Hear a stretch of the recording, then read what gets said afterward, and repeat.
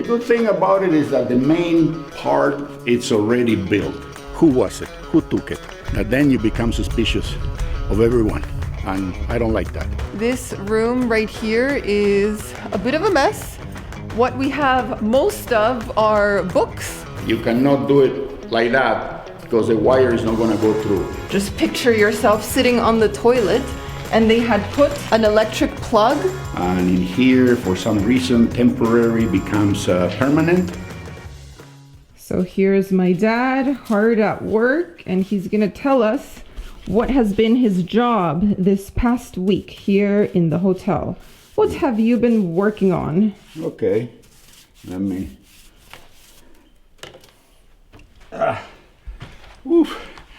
The age doesn't come alone, you know. Mm-hmm. All the aches and pains, they come with it. With this change in the weather today, it's very foggy, humid, and I have a problem with my shoulder and my neck over there, arthritic problem, and it activates it. So, okay, what we're doing here, we're trying to recoup these wooden railings that we installed in the mid-1990s.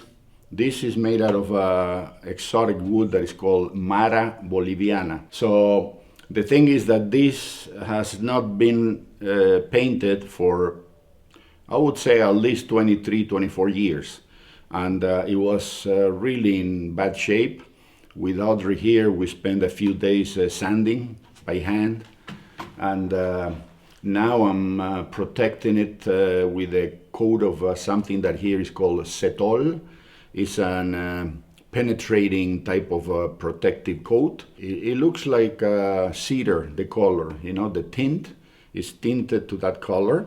And yeah, I mean, most of it is in pretty good shape. Some areas like this railing up here, which has been under direct weather exposure, is going to have to be replaced eventually. And the rest, I think we caught it just in time, no? Yeah. I don't think that 1 or 2 more years of neglect would have done any good here. Probably would have had to replace a lot more. So the good thing is that down there on the roof, we have a beautiful pieces of beams, you know, like joists that we got out of the house. And it's a beautiful incense wood that I'm thinking that when we need to replace, we're going to use that. So yeah, this is what I've been doing today. I'm almost done because all that area has 3 coats I had to give it. The first coat, it was just like it sucked it in like a sponge. And then the second coat, a little bit better. And the third one is the one that gave it the beautiful sheen and the beautiful look. So, and of course, it takes a lot of elbow grease and a lot of work, but the end result is worth it, you know. Now we're waiting for the people to see if they're going to show up and keep on working in the chalet. What time is it? 11:15 in the morning, and no one has shown their faces yet. So this is what we have to deal with over here, you know. One day yes, one day no, one day half, one day it's a different mentality, it's a different culture. Yeah, this is what we're doing, and then we'll show you our next little job. Okay. Sounds good. All right. Back to work. Back to work.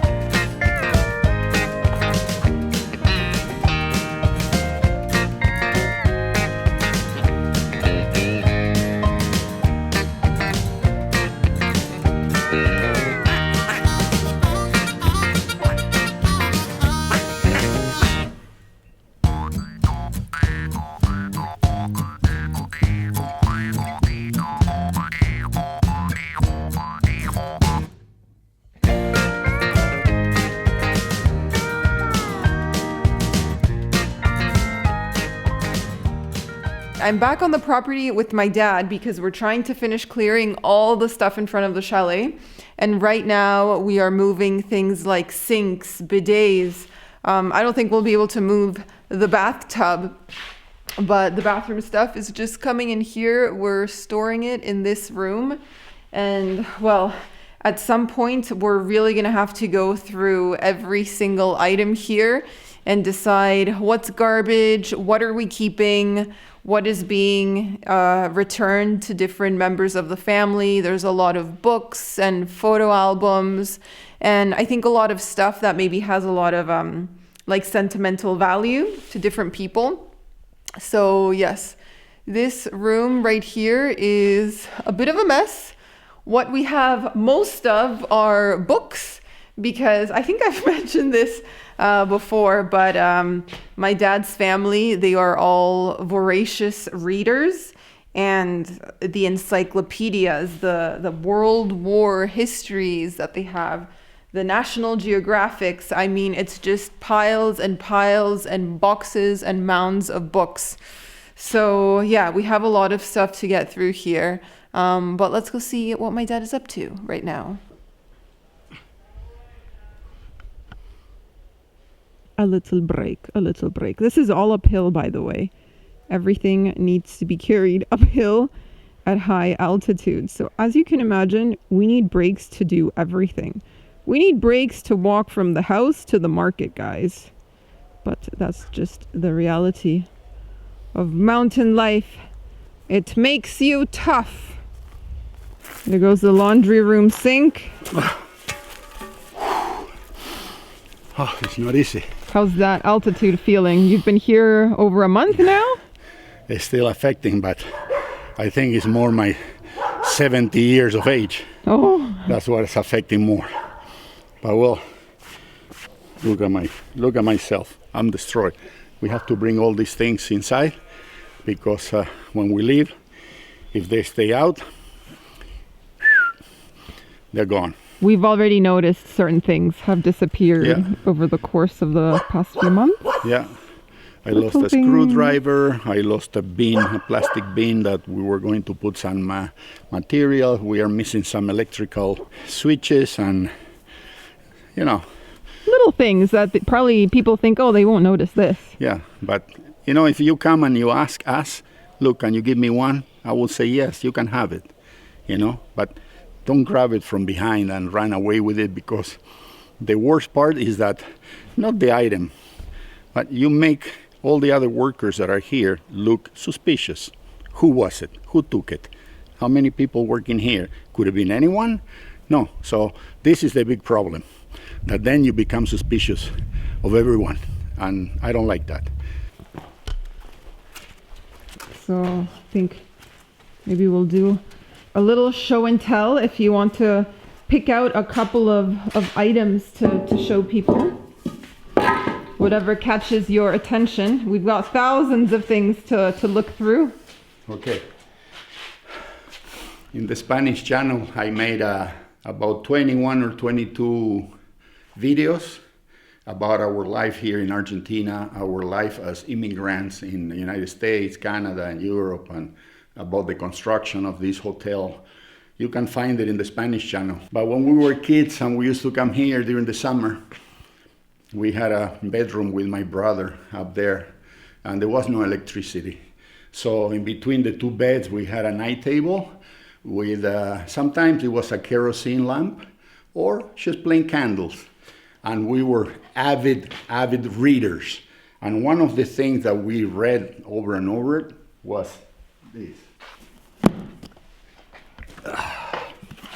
This is, I believe, from the Reader Digest, and it's a big chronic of World War II, okay? We'll spend hours leaning against the candle or the kerosene lamp with a yellow flickering light, you know, open it up like that, go on the side of the bed, the night table is here, and read like that, you see, with the candle right there. And sometimes be 2, 3 o'clock in the morning, and we will keep reading. Another thing that we found is our Google. Okay? Oh, okay. There you have it. Illustrated Encyclopedia Cumbre. This was like the British. Like the British Encyclopedia. Yeah, like so when at Encyclopedia school, Britannica. Encyclopedia Britannica. This was Google. There was no YouTube. There was nothing. No cell phone. We had to go and dig here. When the teacher said, "Okay, I want you to write a, what do you call it when you write about somebody?" Like a report? You had to come over here and start looking alphabetically, you know, and then you had to think and you had to copy, and we had to make the maps. The maps we used to copy with that Tracing paper? yeah, the one that the architects used to make the plans of the house, the blueprints. So we used to have that and we used to trace it. And then the teacher would tell us, okay, you have to trace everything with Chinese ink, we call it. How do you call it in English? A black ink. It comes in a very small bottle. I'm a model 1954. And they don't build them like this anymore. The production line stopped at one point, our type of individuals, and now it's totally different. But whoever has my age and listens to this, they will know what I'm talking about because it was all over the world. It was the same thing, you know. Okay, so we're going to head into the chalet and see if my dad can give us a little progress report. You've been around here a few days. You know what's up now. Yeah, well, as I was telling you before, the sand is already in some, there's one here, there's one over there. This is going to get mixed with the cement, and this is what's going to be the a scratch coat. Here they call them carpeta or carpet. It's like maybe a couple of millimeters, a couple of centimeters, sorry, and then on top of that, they glue the floor. The electrician has been running the wires. As you could see, this is going to be the fuse box for this house. And they've also been installing the... the plugs. The plugs. Electric plugs, there you have them. They've had a few issues when they were trying to run the cables, because inside the wall we have this corrugated piping. That's where the cables, the wires run through. And somehow, in some areas, when they installed this, they gave it too much of a kink, and then the tape is not able to go through. Yeah, too much of a curve. It's not not wide enough. You see things that are very simple, and people should know this that are in the trade, but sometimes they fumble the ball. And this is what happened here, for instance. Okay, the tubing was running along this wall to the other receptacle, and there was no way to get the wires to go through, so they had to cut a trench and put a new conduit to reach over there. The same happened over there. I mean, they had to break in a lot of places because, like I said, the curvature of this needs to be specific. You cannot do it like that, because the wire is not going to go through. We have to add here in the kitchen, we added a few more light. Yeah, here we decided that we needed an extra light, so we had to put new conduit, and here they have forgotten for the fan, the kitchen fan, or no, what do you call it? The extractor, That's the one that it. blows the smoke with the grease and stuff like that. It goes outside. So here now we have one, because this is where the stove is going to be located. Yeah. And it is kind of constant that you need to keep your eye on, and the moment you relax, something will happen. And at least, things are progressing, and like I tell you, it's not easy working in this area, because this is kind of it's not a main city around here, or a big city where you can find tradespeople very easily. Here there are very few, and even fewer to find the good ones or the ones that want to work, and they are like people that are going to be coming. And so this is one issue in this area that makes everything that should be hard enough in a city, here it gets complicated even more because of the lack, like I say, lack of tradesmen. And to get them to come over here and to be steady is an issue. Yeah, the location, like who wants to come up the mountain and work over Yeah, here? because some of these people, they live in town, and the town is maybe 20 kilometers away, and it's not a lot for me, for instance, for Canadian standards. I used to work in construction in Toronto, and sometimes we had to drive an hour and a half, 2 hours each way to go to a subdivision or a new home or whatever, and we did it. But here it seems to be like laissez-faire, not today, I don't feel like it is too far, it's a different mentality, so yeah. But so far I think Audrey and Samuel, they've been able to achieve a lot in the time that they've been here, and considering the difficulty of, like I was telling you about, finding the right people. And now it's just a matter of, keep pushing, and it'll be all as fast as we can go according to the monetary situation.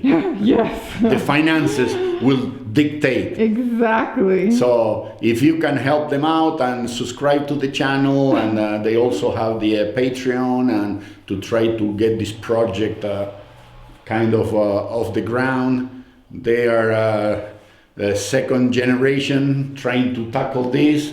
We started with my brother and the other part of the family.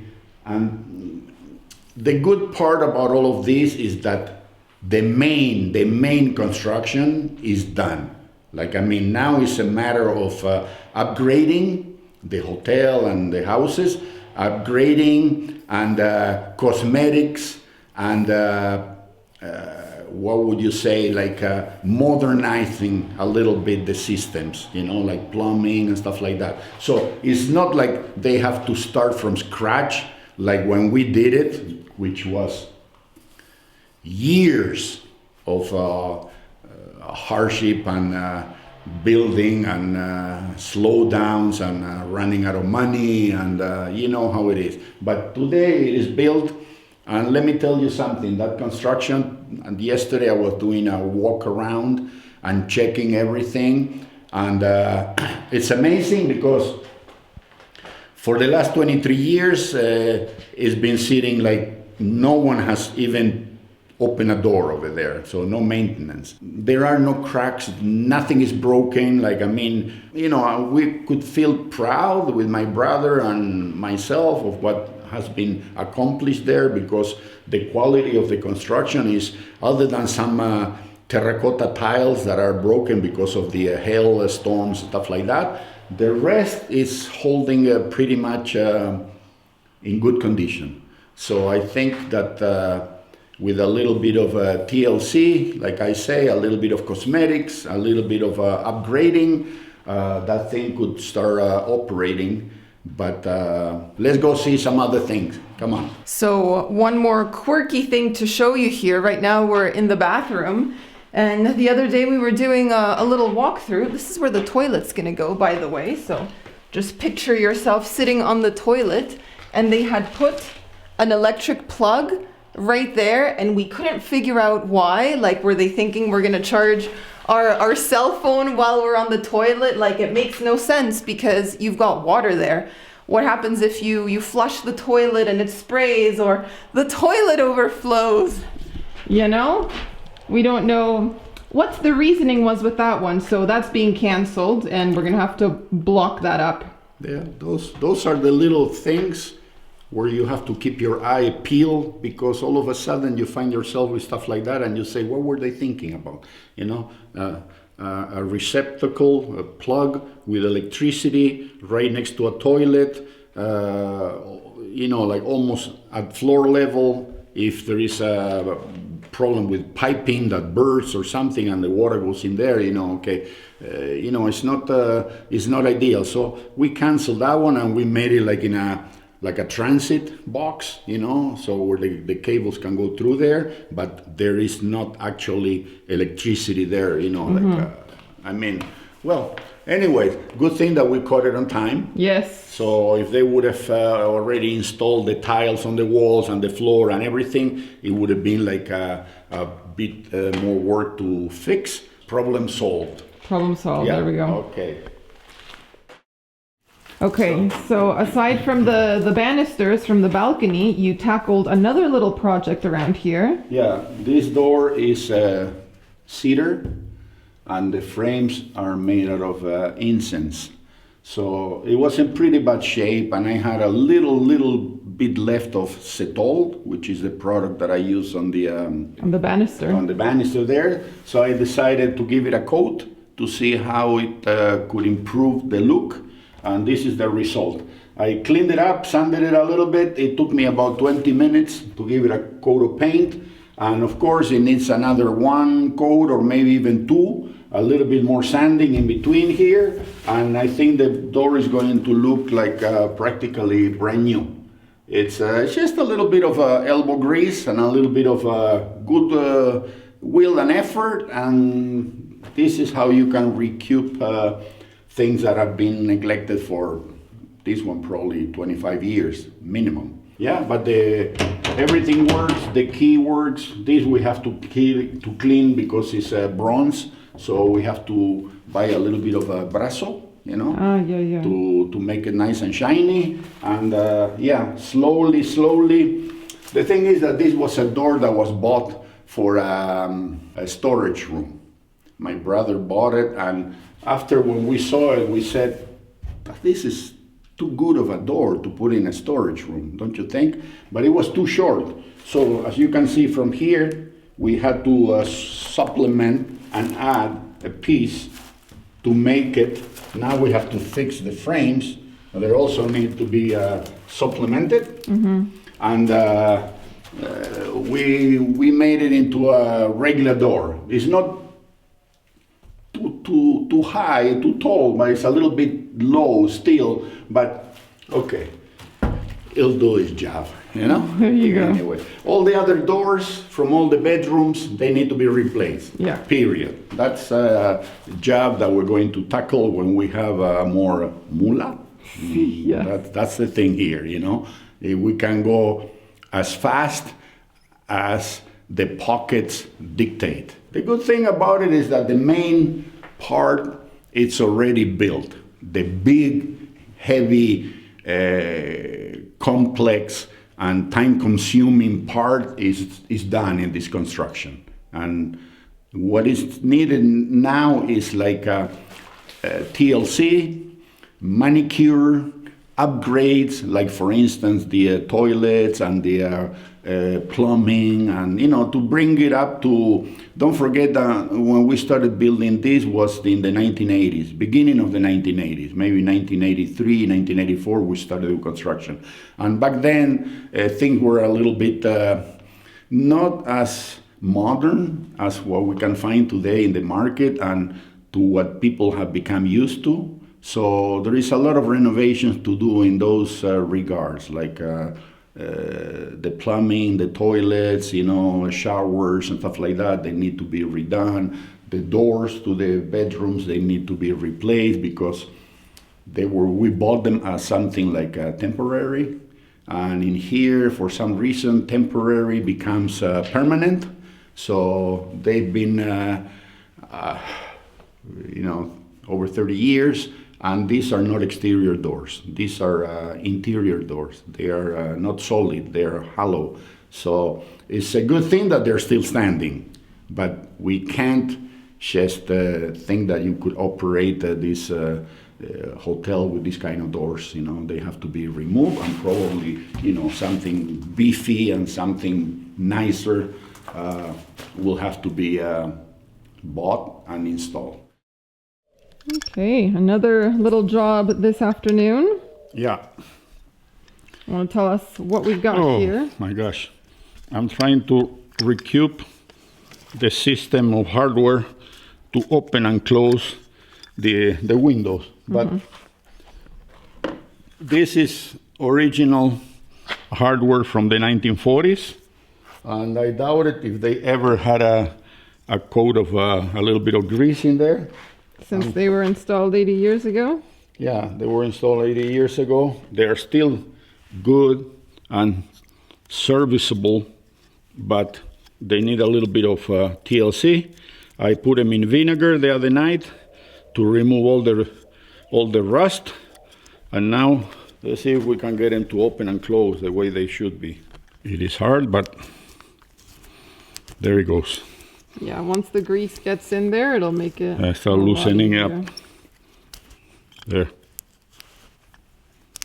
And here, in these two pins, you have eventually these ones, okay?